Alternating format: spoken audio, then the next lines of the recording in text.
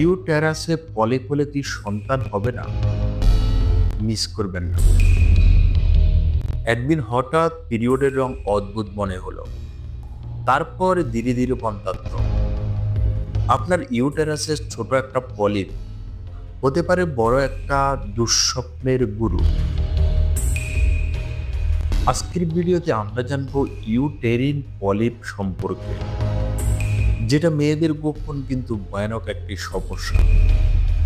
অনেকেই ভাবে এইটা একটা সাধারণ টিউমার, কিন্তু এটা সন্তান ধারণে বিশাল প্রভাব ফেলতে পারে।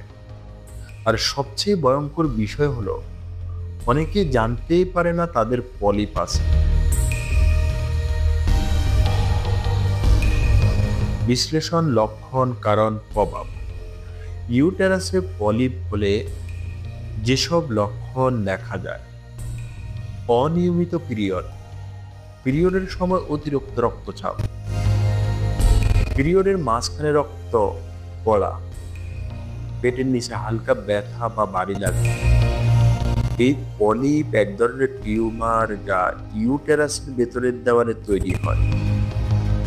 এটা সাধারণ হরমোনের ভারসাম্য নষ্ট হলে হয়, বিশেষ করে বেশি ইস্ট্রোজেন থাকলে, মনোপজের কাছাকাছি বয়সে, অথবা যাদের স্থূলতা, পিসিওএস বা থাইরয়েডের সমস্যা আছে, তাদের ঝুঁকি অনেকটাই বেশি।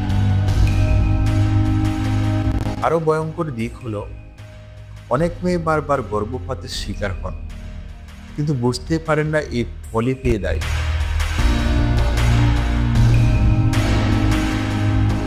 মজবুত তথ্য বা গোপন কারণ। অনেকে ইউটেরাসে সামান্য পলিপ ধরা পড়লে ভয় পান না। তারা ভাবে এটা তো ছোট, এমনিতে চলে যাবে। কিন্তু ডাক্তাররা বলেছেন পলিপ থাকলে ফার্টিলাইজার এই ইউটেরাসে ঠিকমতো বসতে পারে না, ফলে সন্তান হওয়ার সম্ভাবনা দিনে দিনে কমে যায়। আর সবচেয়ে বড় ভুল হলো নিজে থেকে ওষুধ খাওয়া বা হার্বাল কিছু ব্যবহার করা। এই ভুলে অনেকে পরে পুরো ইউটেরাসে ক্ষতিগ্রস্ত করে ফেলে। সমাধান ও করণীয়: প্রথমে একজন গাইনি চিকিৎসকের পরামর্শ নিন। আল্ট্রাসাউন্ড বা হিস্টেরোস্কোপি করে পলিপ চিহ্নিত করা যায়। যদি পলিপ ছোট হয় তবে নিয়মিত পর্যবেক্ষণেই চলবে। তবে বড় বা একাধিক পলিপ হলে হালকা সার্জারির মাধ্যমে সারিয়ে ফেলা যায়, যেটা একদম নিরাপদ, সফলভাবে সন্তান ধারণের সম্ভাবনা বাড়ায়। নিজে থেকে কোনো প্রকার ঔষধ বা ঘরোয়া টোটকা ব্যবহার করা থেকে বিরত থাকুন। নিয়মিত হরমোন পরীক্ষা ও চিকিৎসকের ফলো-আপ রাখুন। আপনি কি কখনো এই সমস্যার মুখোমুখি হয়েছে? কমেন্টে লিখে জানাবেন। আপনার অভিজ্ঞতা যেন অন্যরাও সচেতন হতে পারে। আর শরীর ও সন্তান নিয়ে এমন গুরুত্বপূর্ণ ভিডিও পেতে এখনই আমাদের চ্যানেলটি সাবস্ক্রাইব করে রাখুন।